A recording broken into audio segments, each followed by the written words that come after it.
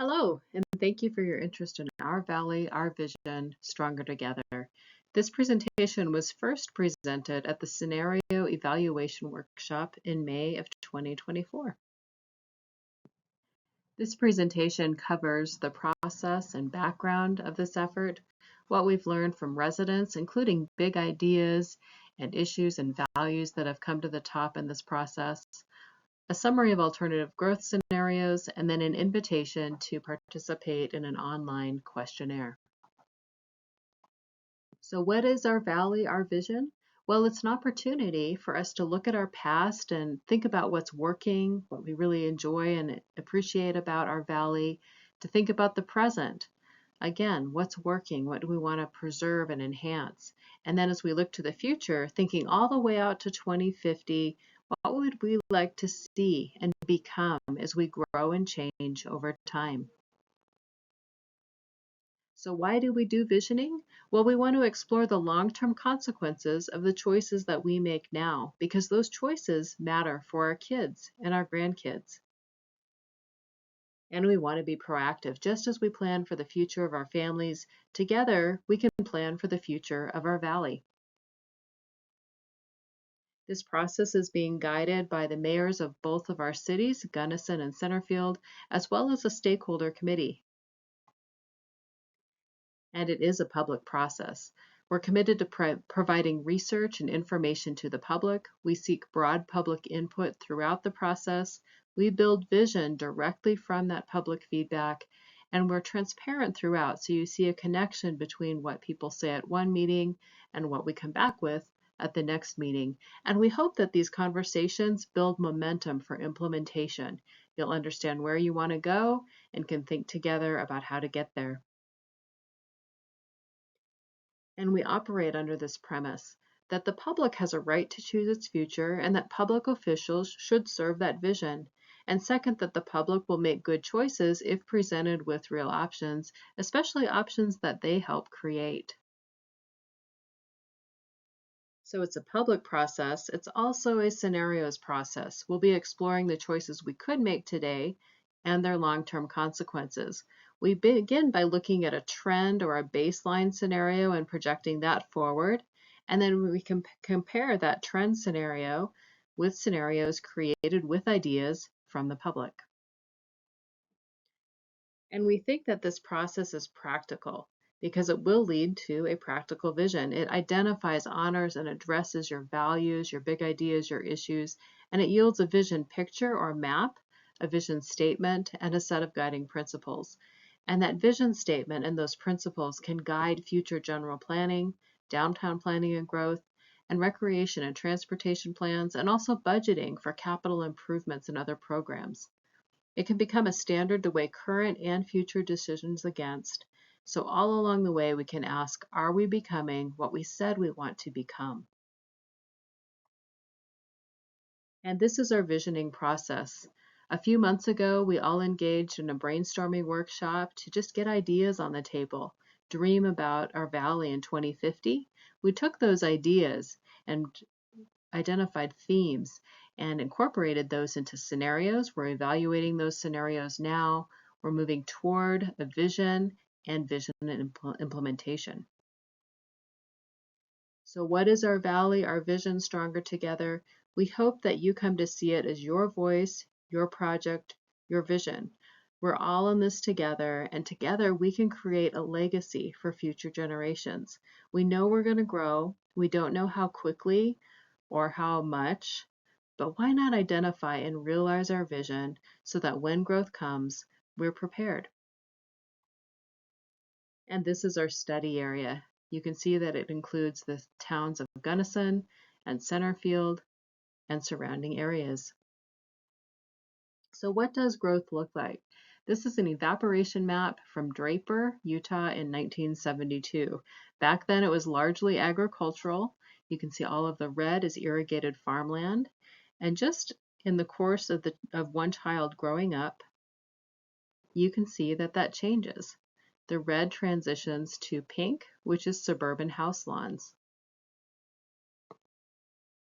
And I don't know if in 1972, if this community had done a visioning process, if would have made some different decisions. But we're in a place in our community where we can look forward and really plan for growth and change and make sure it's shaped in a way that we prefer. So what about our valley? In terms of residential development, we have about 1,100 homes right now, each represented on this map by a little yellow dot. And then we asked, well, what are we allowed to build per current zoning on developable land? What would that look like? And this is the result. And this is what that looks like. You can see housing is placed here per current zoning on developable land. Homes for new development here are represented by pink dots. So that's about 8,600 new housing units, almost 26,000 new people, average lot size of about 2.5 acres, and more than 21,000 acres are developed. Will this happen tomorrow? Absolutely not. We don't know how long it would take to build out this scenario. It could take decades and decades, but we wanted to illustrate where we're headed if current planning doesn't change. This is maybe a likely outcome as time goes on. So far in this process, we've had more than 200 people participate, either at a public workshop, online, or at the high schools. And at our last workshop back in the spring, we asked a key question. We asked, what do you value? As we grow, what do we need to hold on to? So some of those questions looked like this. In one word, what do you like best about living here? And you can see people like the smallness of the area, it's quiet, it's rural. People like the people and the community. And maybe the other side of the same coin is limited shopping, the distance between locations and related things. Also, traffic, water, and drought, growth are mentioned. And then we asked about a whole long list of things, wondering how important people thought that they are. And what you see here are very strong findings. 2/3 of people favor the ideas above, finding them to be important or very important. So these things rose to the top. Preserving scenic beauty, proactively planning to ensure the future we want, planning so our children can live and work here if they choose, preserving land for farming and ranching, providing housing that's reasonably priced for a variety of households, creating more family-sustaining jobs, preserving small-town feel and rural character, building infrastructure to better handle growth, cultivating local fun things to do, making sure growth can pay its own way, so building in a pattern so associated property taxes can cover ongoing costs of infrastructure, providing more access to outdoor recreation, encouraging focused or centered growth, preserving historic buildings, creating a strong and vibrant Main Street, and encouraging infill and redevelopment of underused land. So that's what people are finding is important or very important. And then we asked, what do you imagine? How shall we accommodate future growth as it comes? And small groups of residents figured that out together, imagined our valley in 2050 on maps. 20 maps at workshops, 14 maps were created by high school students, and we spent a lot of time looking for themes or ideas that were common across several maps. For example, in regard to commercial investment, we saw several themes. Some maps identified corridor development for commercial investment, distributing commercial development all up and down the Main Street corridor. Others created distinct downtowns in each city, really focusing commercial investment into a small couple block area. And then other maps looked at regional centers, straddling cities where commercial, housing, and recreation was focused in one central location. In regard to trails, almost every map included what we came to call the farmer's loop, an area that people would like to see for trails. Overall, I talked about commercial investment. In addition, we also saw lots of interest in creating a more pedestrian-friendly Main Street, perhaps with reduced travel lanes, crosswalks, pedestrian or traffic signals. In terms of recreation, I mentioned the farmer's loop for trails, but we also saw people locate trails in the foothills, along major roadways, and along the river. People explored existing park enhancements, also lots of new parks, and there was a lot of support for recreation centers right near the high school. In Centerfield specifically, we saw people explore new uses like industrial and commercial camping. We saw people include a wider range of housing options, both including infill development and also dispersed development. In Gunnison, people explored expanding Innovation Park, possibly into current city park land. They looked at a wider range of housing options, both infill and dispersed development. And these were the big ideas that came out of those themes, that exploration of looking at all of those maps together. Let's talk about these. So a strong and vibrant Main Street seems to be important. That touches jobs and things to do. So let's take a look at some common patterns that we see in many more rural communities across our state. This is a very common housing pattern at the edge of a town, and you can see that it's rather dispersed, and most trips from housing in this kind of a pattern would be by car. Here's another example of dispersed housing.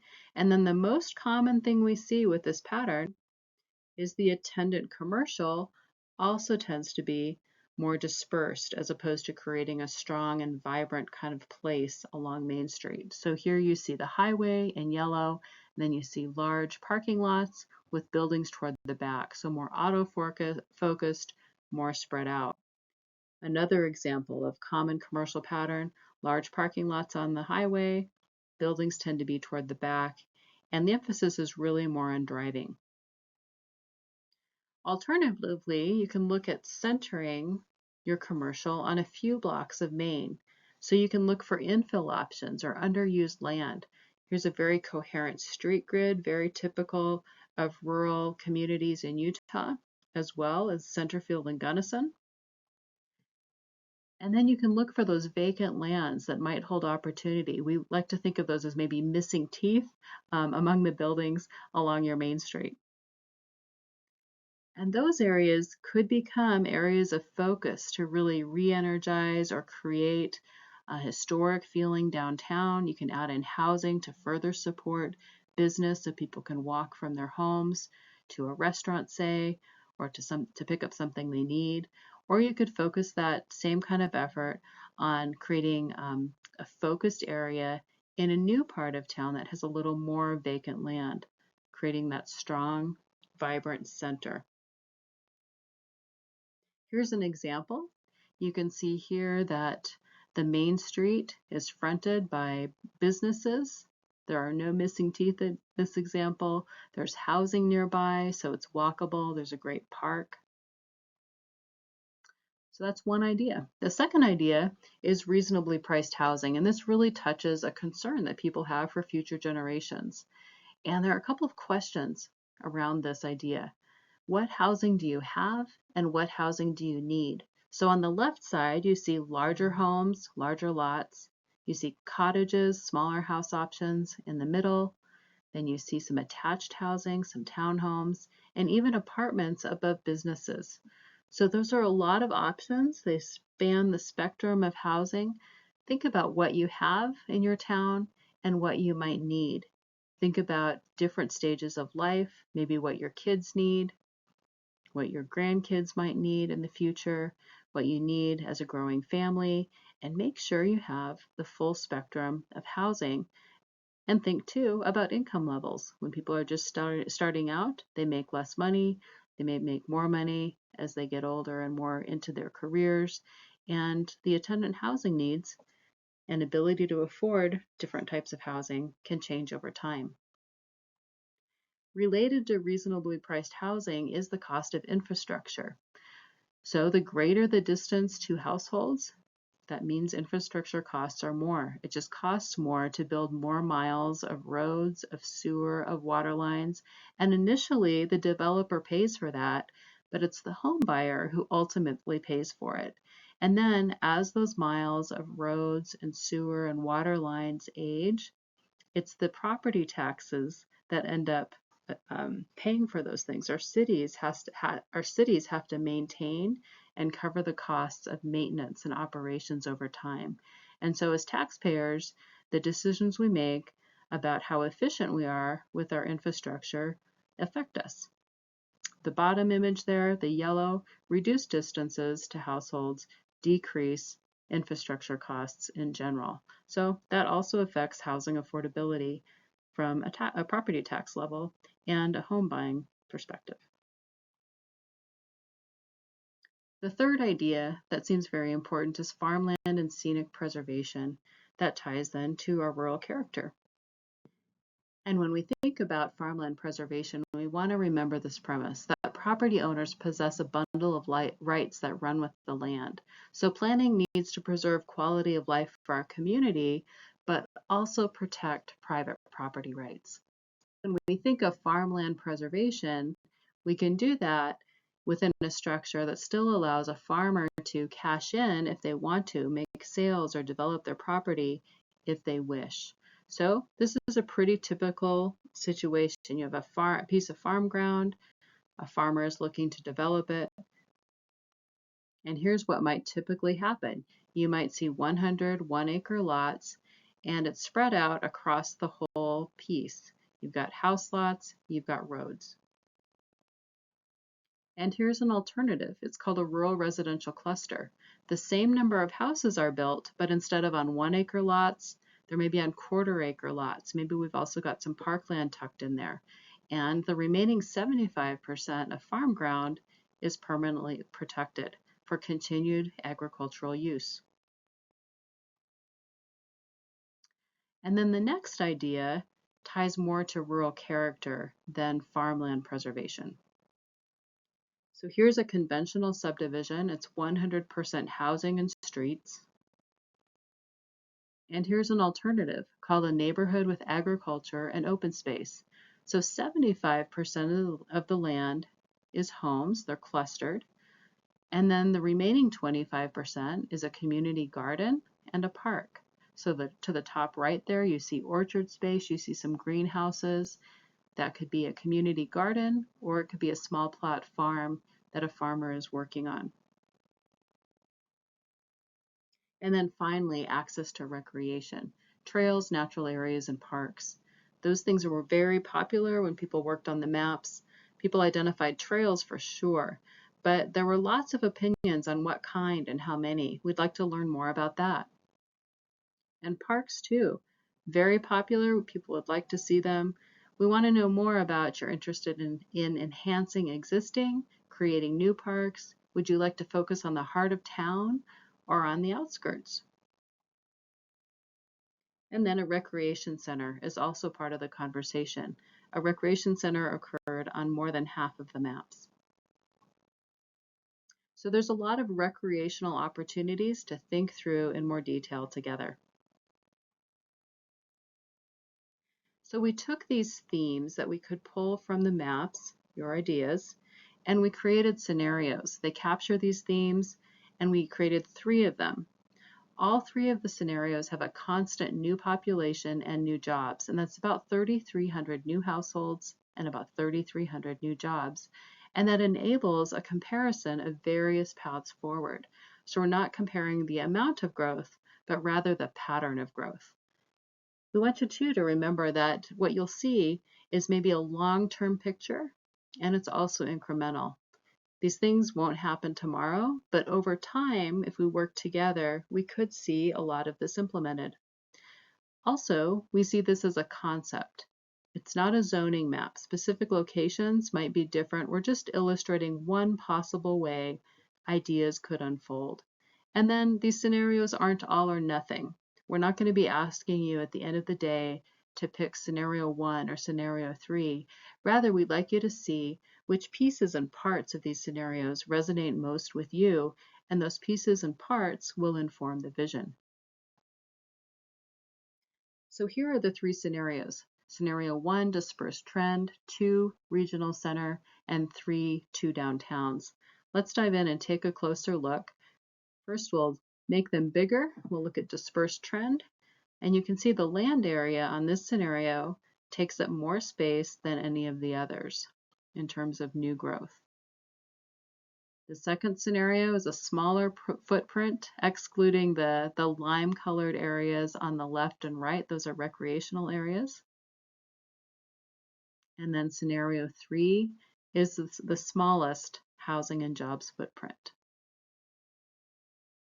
So here's scenario 1. Let's take a look at that. In dispersed trend, we're focusing on dispersed larger lot housing.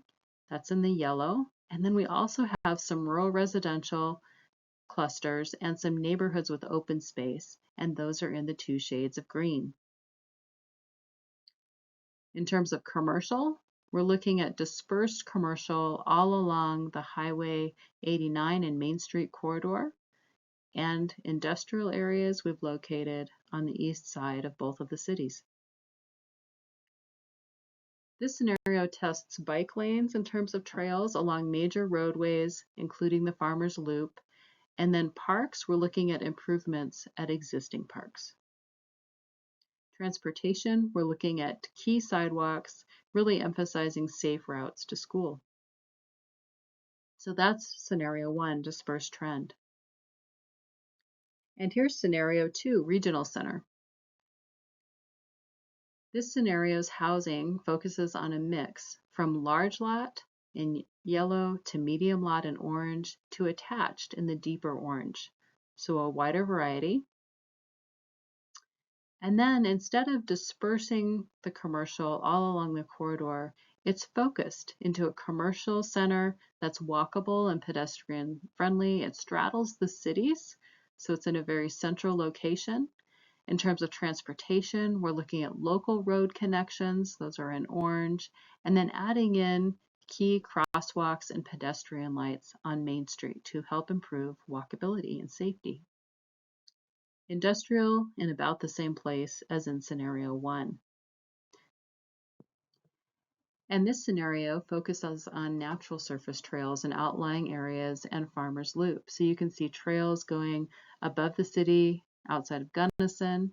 You can see G Hill, but also the Chalk Cliffs area, lots of trails there. And then parks, we're looking not only at improvements at existing parks, but also new neighborhood parks. Those are circled. And then there's interest also in looking at natural recreation areas. The G Hill area is already developing and emerging, and then looking at a companion area on the east side of town. So that is scenario 2, regional center. Now let's take a look at scenario 3, 2 downtowns. This is the smallest urban footprint of all of them. So this scenario emphasizes infill. So housing, we're looking at medium lots in orange to attached. Lots of attached housing, especially by the high school, to provide a more affordable option for families near the elementary school as well. And then in terms of commercial, this scenario emphasizes distinct mixed-use downtown districts, one for each of the cities.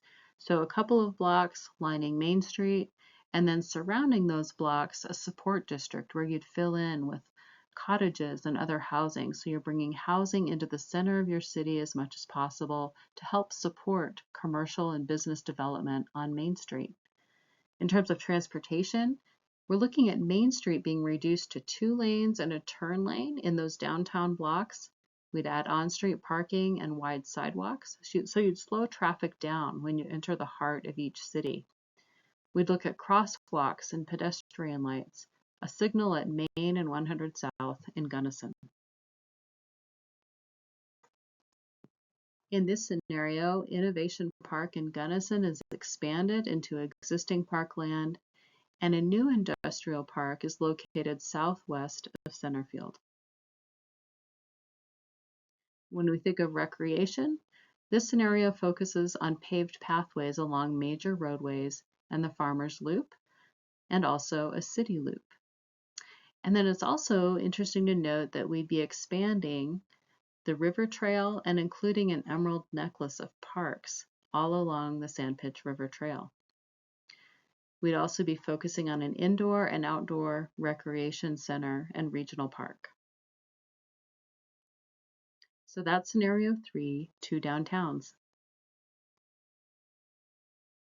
So here are all of the scenarios. It's helpful to take a look at how the scenarios compare. For instance, you can see that the acres used for new housing ranges from under 600 acres in scenario 3 to almost 1,300 acres in scenario 1. You can see the acres lost to new commercial, new housing. You can see the average lot sizes for new houses ranging from about 1/3 of an acre down to about 1/5 of an acre. And then it's also interesting to look at infrastructure costs of new housing. So for instance, in scenario 1, you'd likely be spending about $4.5 million every year on operations and maintenance. Scenario 3, about $250,000 every year for operations and maintenance of new housing infrastructure. These are 2023 dollars based on costs in Gunnison. And then you can look at the fun stuff and those costs. So bike lanes turn out to be quite expensive at over $8 million for 25 miles.